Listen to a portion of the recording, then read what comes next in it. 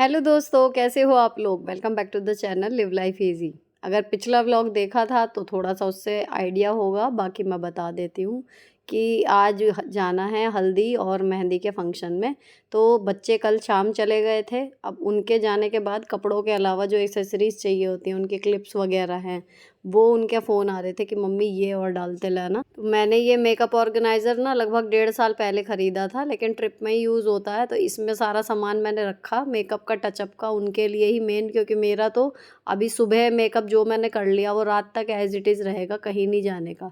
लेकिन इनके लिए मैंने सामान रख लिया है। क्यूट सा देखो पाउच बिल्कुल रेडी हो जाता है, ढेर सामान इसमें आ जाता है। अब हल्दी में येलो की जगह कलर रखा गया था ऑरेंज, इसी वजह से मैंने इनके लहंगे भी इसी तरीके के मंगाए थे। अब ऑरेंज कलर की साड़ी मैंने पहले सोची थी, लेकिन मुझे थोड़ा डाउन फील हो रहा था, तो मैंने ये सुंदर सा मेरा सूट है, भले काफ़ी साल पुराना है लेकिन बहुत सुंदर लगता है, और इसको हैवी लुक देने के लिए इसके दुपट्टे की जगह मैंने इस पर बनारसी दुपट्टा ले लिया। तो ये बिल्कुल परफेक्ट गया वहाँ के थीम के हिसाब से, अच्छा लग रहा था। और अब मैं वहाँ जाने के लिए हूँ तैयार। रात के लिए मैंने इसमें साड़ी वगैरह रख ली है अपनी, रात में कलर है लेवेंडर।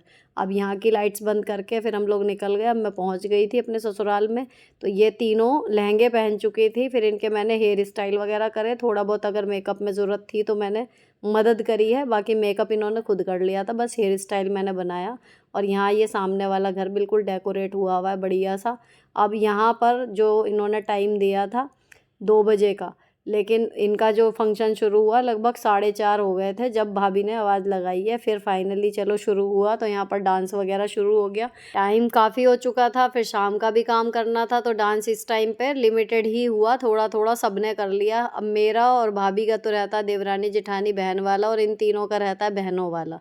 बहुत छोटी छोटी सी थी जब से इनका बॉन्ड बना था।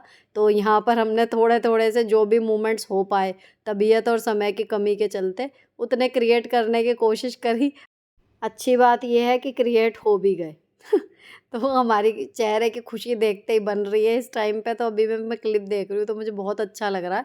हालांकि इस टाइम पे गर्मी बहुत हो रही थी, टाइम थोड़ा कम था, जगह थोड़ी कम पड़ रही थी। ये मेरी नंद की बेटी है अदिति को, आप जानते ही हो, जो गोदी में है। ये अदिति का सबसे छोटा भाई है जो अब हुआ है ना। तो ये डांस का शौकीन है। जहाँ म्यूजिक बज रहा था तो ये अपना डांस, इतना ही डांस होता है जितना चल रहा है, लेकिन ये करता है। तो इसकी और मेरी यहाँ पर थोड़ी सी बॉन्डिंग हो गई। और ये इनके भाभी के घर के बच्चे हैं, जो बीच में है वो इनकी पोती है क्यूट सी। अब इनकी मैंने छोटी सी क्लिप, मतलब बहुत थोड़ी थोड़ी सी बनाई क्योंकि नहीं हो पाया शूट। और यहाँ पर ये तीनों बहनें समझो, मतलब मैं याद कर रही थी कि ये दोनों इतनी छोटी थी जब इनका कनेक्शन स्टार्ट हुआ था, और अब उसकी शादी में उसको दुल्हन बने देख के ना ये थोड़ी सी इमोशनल सी हो रही थी। और ये पीछे इनका बेटा भाभी का बहुत प्यारा बच्चा है। तो जब मैं ये शूट कर रही थी ना, तो मुझे इनके पुराना टाइम याद आ रहा था। मेरे लिए मेमोरीज़ वहीं के वहीं थम गई हैं। 2018 में जब हम वहाँ से आ गए थे ना, तो ये इस परिवार से जो रिश्ता था वो वहीं का वहीं है अभी भी, भले मिल नहीं पाते। लेकिन ये इनके बेटे की शादी की है, देखो ये राध्या कितनी छोटी थी, और बग्गी पे वो इन दोनों को लेके बैठा हुआ है पूरी बारात में। तो ये परिवार से जो मेरा बॉन्ड है ना, वो हमेशा मतलब रहा है अभी इतने सालों से, जब तक मेरी बेटियां हुई हैं। 10-12 साल की समझ लो हमारा रिश्ता है, और आगे भी भगवान ने चाहा तो हमेशा के लिए रहेगा। अब यहाँ पर इतना डांस चल रहा था। ये इसकी सारी कज़िन हैं, मामा की बेटियाँ हैं, same age group, same energy. और पता नहीं क्यों मेरा डांस का मन नहीं हो रहा था, बस मैं इसको देख देख के वो हो रही थी। और ये बार बार इमोशनल, देखो ये अपने चाचा के साथ डांस कर रही है ना, तो ये बात बात पे इमोशनल हो रही थी, और इसको देख के इसकी मम्मी और मैं भी।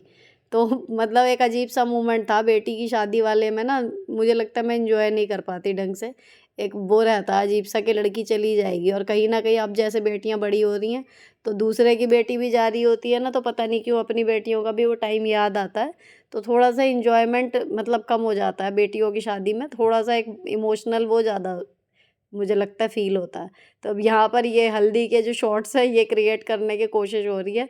फ़ोटोग्राफ़र इन्हें सजेस्ट कर रहे थे, तो इसके भाई भाभी हैं ये इसके ऊपर फूलों की वर्षा कर रहे हैं। अब हम फिर घर आ गए थे, ये लोग निकल गई थी, तो फिर इनकी ढंग से फ़ोटो ना वहाँ खिंच पाई ना यहाँ। तो मैंने यहाँ पर इनकी कुछ फ़ोटोज़ खींचने की कोशिश करी कि इतनी मेहनत से तैयार हुए और ढंग से फ़ोटो एक भी नहीं खींची है सही बताऊँ तो। तैयार होने से पहले रात को भी खाना वगैरह का काम निपटा के, किचन वगैरह सब क्लीन करके यहाँ पर भी मैं लग गई थी साथ में। तो सब ये करने के बाद फिर इन लोगों ने रेडी हुए ना, देखो कितनी सुंदर डॉल जैसी लग रही हैं।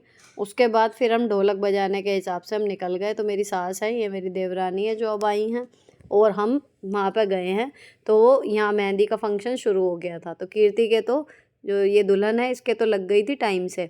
फिर यहाँ मेहंदी का प्रोग्राम चल रहा था, लेकिन मैं बैठ गई ढोलक बजाने के लिए, और कोई था नहीं, तो मैं बस ढोलक बजाने में ही रह गई। फाइनली मेरी मेहंदी, जो मेहंदी आर्टिस्ट बुला रखी थी, उससे लग ही नहीं पाई। फिर हमने गीत गाने शुरू।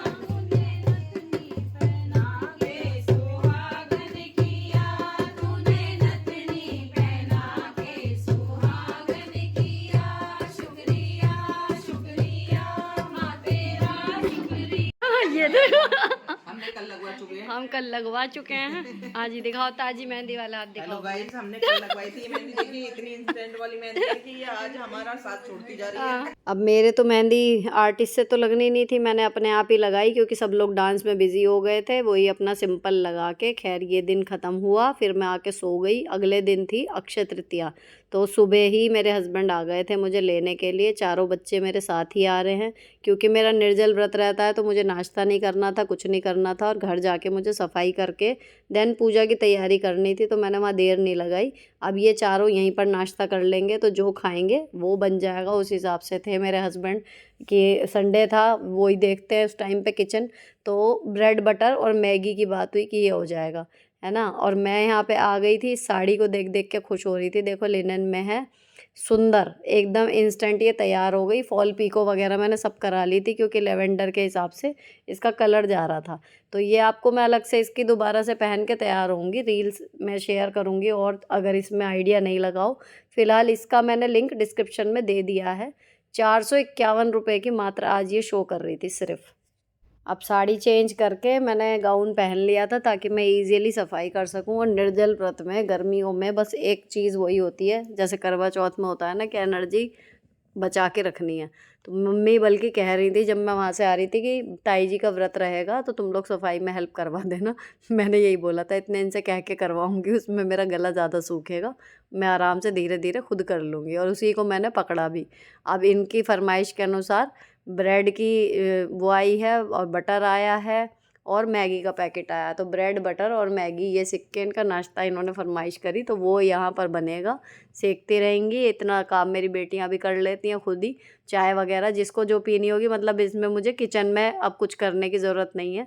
मैं तो आराम से धीरे धीरे सफाई करने में लग गई थी। अंदर बस मेरे हस्बैंड जब रात को सोए हैं, तो बस एक चादर उनकी थी तय करने के लिए थोड़ी सी, वो कर दी। उसके बाद फिर मैंने झाड़ू लगाई पूरे घर में, बाहर पानी डाला और पोछा लगाना शुरू कर दिया था।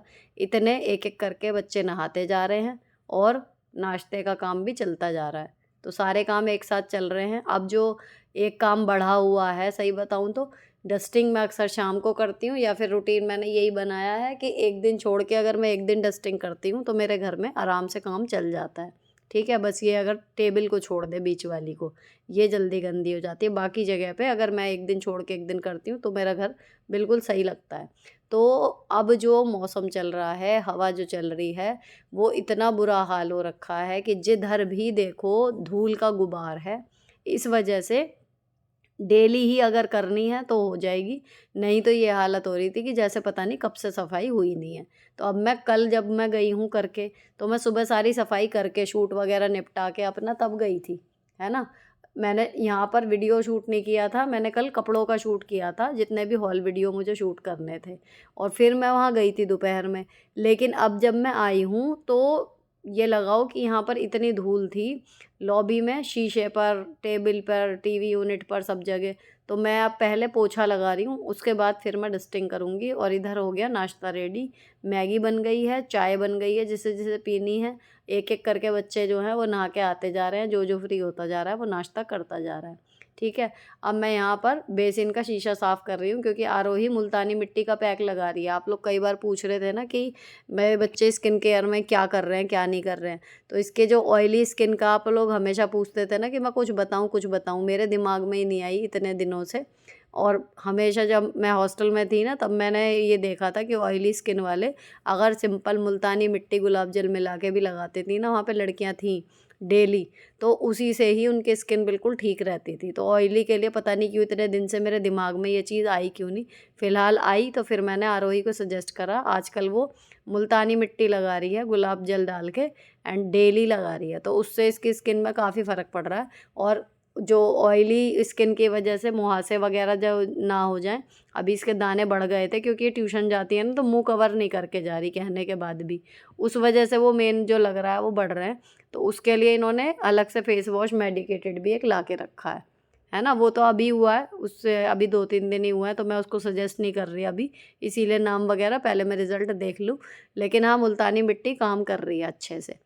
ठीक है, अब यहाँ पर लेकिन ये जब यहाँ पे धोती है ना फेस पैक लगा के, तो शीशे पे बहुत ऊपर तक छींटे हैं पानी की भी और उसकी कुछ कुछ मुल्तानी मिट्टी की जैसी भी। तो पहले मेरे को आज बेसिन ये रगड़ के साफ़ करनी ही थी, शीशा मेन, बेसिन तो इतनी गंदी नहीं थी लेकिन शीशा बहुत गंदा हो रहा था। तो ये मैंने अच्छे से पहले गीले कपड़े से, फिर बढ़िया से इसे माइक्रोफाइबर वाले कपड़े से क्लीन कर दिया। अगर आपका शीशा ज़्यादा गंदा नहीं है तो नॉर्मल एक टिशू या न्यूज़पेपर से भी आप रगड़ दो तो हो जाता है। लेकिन इस तरीके के अगर थोड़े निशान ज़्यादा पड़ रहे हैं तो आपको ऐसे कर लेना चाहिए, जल्दी हो जाता है। पहले सिंपल माइक्रोफाइबर का कपड़ा गीला करके आप पोंछ दो शीशा, और जब वो हल्का सा सूखने लगे तब एक और सूखा बिल्कुल माइक्रोफाइबर वाला कपड़ा लेकर रगड़ दो, तो बिल्कुल साफ़ हो जाते हैं शीशे। अगर उसमें बाथरूम वाले वो सिरके से ही हटने वाले दाग नहीं है ना, तो बहुत आसानी से तरीके से साफ़ हो जाता है इस तरीके से शीशा, बिना किसी क्लीनर के या बहुत ज़्यादा एफर्ट डालने के।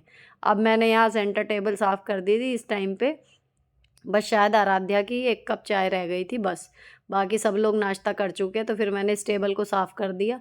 And look at the aquarium, दिख रहा था कितना ग्रे ग्रे हो रहा था।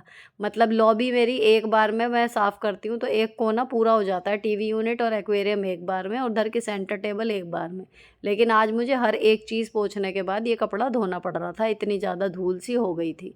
अब मैंने यहीं पर फिर मैंने बेडरूम की क्लीनिंग करी, पूरी अच्छे से डस्टिंग करी है इसकी भी। तो ये जब ये किनारे जितने भी फ्लैट सरफेसेस हैं ना, मैं हमेशा कहती हूँ अगर आप उनको क्लीन करो तो ऑटोमेटिक क्लीन दिखता है। अब यहाँ पर ये जो कुशन्स हैं ये हम यहीं पर लेट रहे हैं बार बार, क्योंकि अंदर बच्चे हैं तो इस वजह से अस्त व्यस्त सी हो रही हैं। अब जो सुबह के नाश्ते के जितने भी बर्तन हुए वो सब भी मैंने धो दिए हैं, किचन क्लीन कर दी है। प्लान ये है कि अगर बैठूँगी तो मुझे प्यास लग रही है, व्याकुलता हो रही है कि मैं कुछ खा लूँ या पी लूँ, है ना।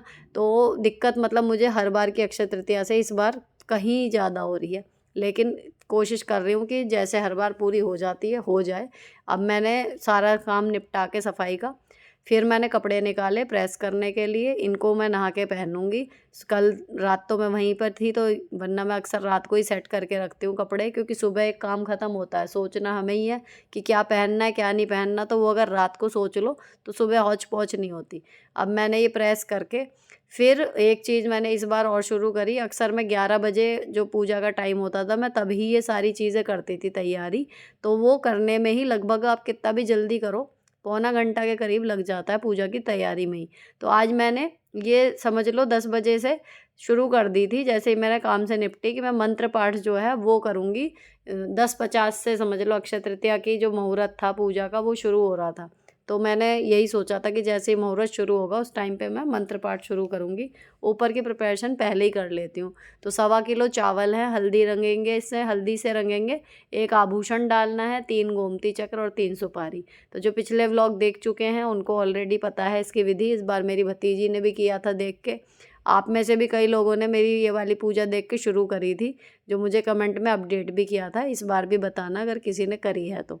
उसके बाद 1.25 मीटर सफ़ेद सूती कपड़ा लेके और चौकी पर इस तरीके से बांधना है। कलेवे के 3 फेरे कलावे के जो है उसे बांध के, एंड ये आपका आसन तैयार हो गया। पूजा जो है इसमें मेन लक्ष्मी जी की होती है, लेकिन आपको हमेशा याद रखना चाहिए कि लक्ष्मी जी की पूजा अगर आप विष्णु भगवान के साथ करते हैं तो उनकी कृपा कहीं ज़्यादा स्थायी होती है। और दूसरे, लक्ष्मी जी की जो प्रतिमा आप अपने मंदिर के लिए लाएं, हमेशा वो बैठी हुई लाएं, खड़ी हुई ना लाएं। तो आपके घर में कहना चाहिए सुख शांति समृद्धि का जो ठहराव है वो रहेगा। ये नहीं होएगा कि कभी है कभी नहीं है। तो ये चीज़ छोटी सी है, लेकिन मुझे लॉजिक भी लगा और ध्यान रखने लायक लगी, और इसका मैंने प्रभाव भी एज इट इज़ देखा अपने घर में, तो मैं आपको भी सजेस्ट करूँगी। अब यहाँ पर उस चौकी के ऊपर आपको एक बड़ी थाली या परात रख लेनी है। रोली से इस पे श्री लिखना है, रोली से या कुमकुम से। उसके बाद गुलाब के पत्तियों का आसन बना के यहाँ पर आपको भगवान जी में लक्ष्मी जी और विष्णु जी की प्रतिमा या मूर्ति जो भी आपके पास हो, कागज़ की मढ़ी हुई फ्रेम वाली फ़ोटो हो उस तरीके की, वो। तो मैंने भगवान जी को स्नान करा के अभी नीचे रख लिया था, फिर मैंने ये सब सेट कराया ना, तो मैंने उन्हें वापस ऊपर रखा। अब गुलाब की पत्तियों का जो आसन बनाया है उस पे मैंने विष्णु जी को और लक्ष्मी जी को यहाँ पर नीचे रख लिया है। अब इनके जो तिलक वगैरह है वो आप कर दो, ठीक है। और तिलक करने के बाद जो अक्षय तृतीया की ये वाली पूजा है जो शुरू हुई थी, वही मैं आपको भी बताती हूँ, जो मुझे बताई गई थी कि मनोकामना व्रत है ये एक तरीके का। आप इसमें कोई विश भी मांग सकते हो। अब इसका मैं अपने जीवन का बताऊँ आपको चमत्कार, तो जब मैंने शुरू करी थी उस टाइम मेरे जीवन में सबसे बड़ी कमी यही थी कि बच्चे नहीं थे मेरे पास। तो मैं बड़े विश्वास से मैंने कहा इतनी पूजा है, इतनी कठिन है, इतने गर्मी के टाइम पे आधे दिन निर्जल व्रत रह के और 7 माला करनी इतने लंबे मंत्र की, तो काफ़ी कठिन सी है, इतनी आसान नहीं है ये पूजा।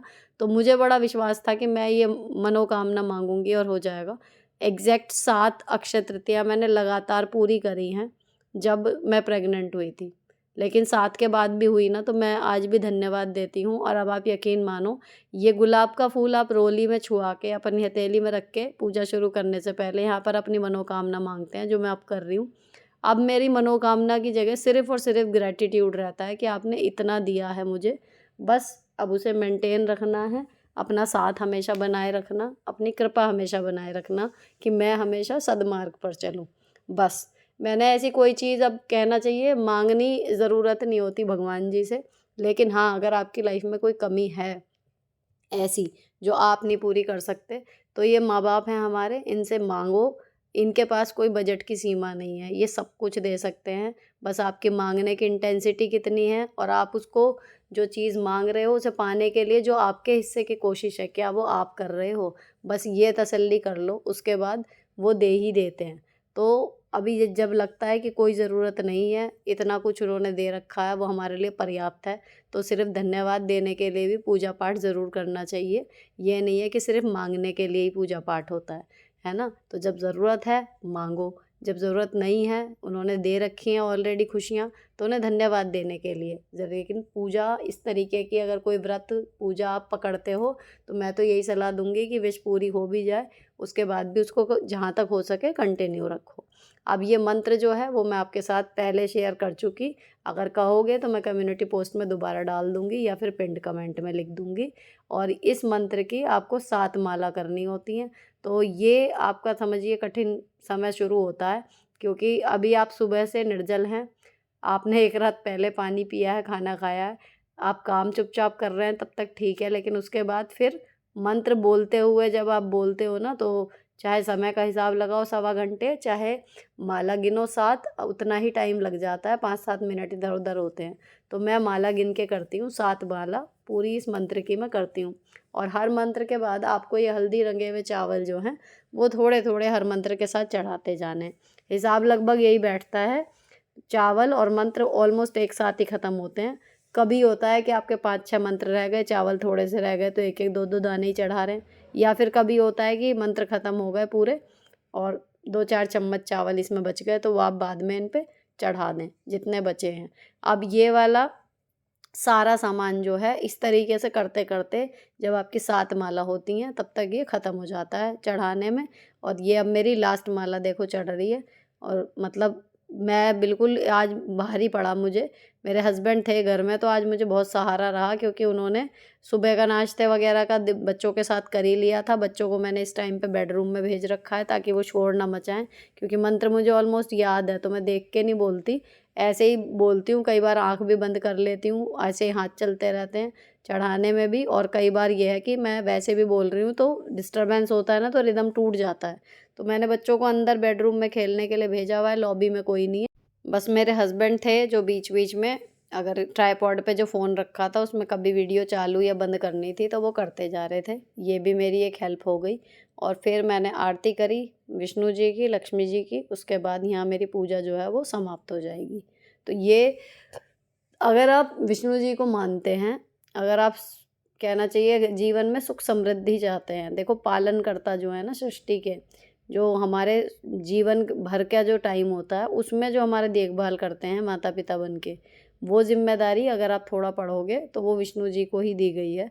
तो अगर आपको अपने सांसारिक जीवन में या फिर जो भी है, आपका आर्थिक संकट है या कुछ भी है, आपको जीते जी जो दिक्कतें आती हैं ना, मोक्ष की बात ना भी करें, जो आपकी रोज़मर्रा का जीवन है, अगर आपको उनमें कष्टों से निवारण चाहिए तो मुझे लगता है कि नारायण की पूजा सबसे ज़्यादा फल देने वाली और आसान है ना। और हर महीने आप पूर्णमासी करो, एकादशी पे कुछ कर लो, बार बार मौके आते हैं इनकी पूजा करना। मतलब मेरे को तो, मैं तो ये डैडी कहती हूँ हमेशा, तो वो सबसे ज़्यादा मुझे अच्छी लगती है। बाकी ईस्ट सभी एक हैं, जहाँ आपकी एनर्जी, जहाँ आपके वाइब्स लगे मैच हो रही हैं, आप किसी भी रूप में उस परम सत्ता से जुड़िए ज़रूर। बिल्कुल कटिए मत बिल्कुल भी कि टाइम नहीं है या कुछ है, जितना टाइम है जैसा भी आपसे बन पाए, लेकिन उस परम सत्ता से जुड़ाव ज़रूर रखिए। उसके बाद फिर मैंने अंदर, ये तीनों खेल रहे थे, पुनीत का बेटा भी यहीं पर है, इनके टीका लगाया। आरोही और अदिति ऊपर वाले बेडरूम में सो गई हैं। सुबह जल्दी उठी थी, रात को देर से सोई थी इस चक्कर में।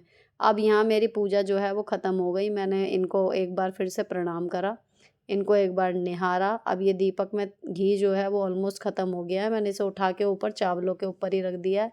ये सब उठेगा शाम को। अब मैं अक्सर, आपने देखा होगा पिछले अक्षय तृतीया व्लॉग में, मैं इसके बाद मैंगो शेक ही बना के पीती हूँ, क्योंकि उससे भूख भी मिटती है और प्यास भी। तो अब मैंने थोड़ा सा पानी पिया, लेकिन मेरे सिर में बहुत तेज़ दर्द हो गया आज। तबीयत मतलब सही नहीं रही मेरी, रोज़ से हर बार की अक्षय तृतीया से कहीं ज़्यादा मेरे लिए मुश्किल सा लगा। या तो कल की थकान कह लो कि बहुत ज़्यादा हो गई थी, फिर नींद पूरी नहीं हुई, और फिर मैं यहाँ आ गई हूँ, अब सुबह से लग रही हूँ। तो आज शेक वगैरह, मेरे हस्बैंड ने भी खाना जो है दोपहर का भी दाल चावल वगैरह उन्होंने भिगो के रख रखे थे, और अब शेक भी बना लिया था, तो वो शेक मैंने पिया है अब यहाँ बैठ के। और इसके साथ ही मैं ये वाला ब्लॉग ख़त्म कर रही हूँ। शाम को शादी में जाना है, तो शाम को जब मैं अभी यहाँ पी के रेस्ट करूँगी, उसके बाद शाम को जो करूँगी वो मैं आपको अगले ब्लॉग में आपके साथ शेयर करूँगी। चारों बच्चे यहीं पर हैं तो ये यहीं तैयार होंगे। अभी दिन भर का जो भी खाने पीने का फैलेगा वो सब है, वो सब मैं शाम को समेटूँगी। उसके बाद ही समझिए अगले ब्लॉग में ही आपसे सारी डिटेल डिस्कस होएंगी। फ़िलहाल ये व्लॉग यहीं पर ख़त्म कर रही हूँ। अच्छा लगा हो तो चैनल को सब्सक्राइब कर जाना। मिलती हूँ आपसे नेक्स्ट वीडियो में। Till then bye bye, stay beautiful always.